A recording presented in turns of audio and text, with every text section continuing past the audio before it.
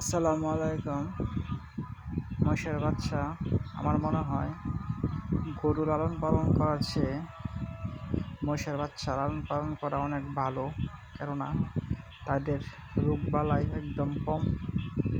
তারা সব খাবারই খায়। তারা পেঁয়ার মাঝে নামায় দিলেও তারা খায় পেট ভরেলা। শুকনার মাঝে দিলেও দেখেন শুকনার মাঝে কত সুন্দর খাইতেছে। সেই হিসেবে মহিষের দামও বেশি, বিক্রি করার সময় বেশি টাকা বিক্রি করা যায়।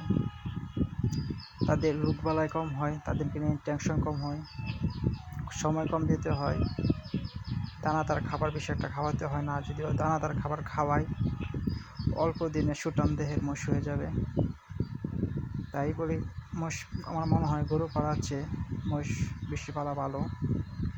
আর যারা গরু পালে তারা অনেক কষ্ট করতে হয়, দানাদার খাবার খাওয়াতে হয়, তাদের রোগবালাই বেশি, অনেক কষ্ট হয়।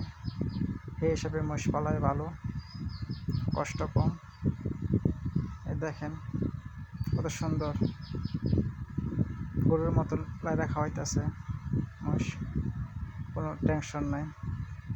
তারা যেখানে বানবেন সেখানে খাবে। যদি ভিডিওটা ভালো লাগে লাইক শেয়ার করে পাশে থাকবেন, যা আমার চ্যানেলটা সাবস্ক্রাইব করে দেবেন। দেখি আরও ভালো ভালো গরুর ভিডিও পেতে, মোষের ভিডিও পেতে সাবস্ক্রাইব করে রাখবেন।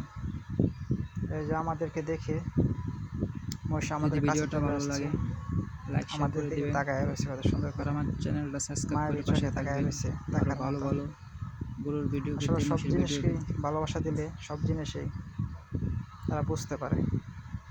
দেখেন কত সুন্দর গরুর মতন বাইন্ধা দিছে, খাইতেছে তারা ঘাস। আসলে গরু হলো গরু মোষ তারা হলো ভালোবাসার কাঙাল। তাদেরকে যত ভালোবাসা দিবেন ততই আপনার কাছে আসবে।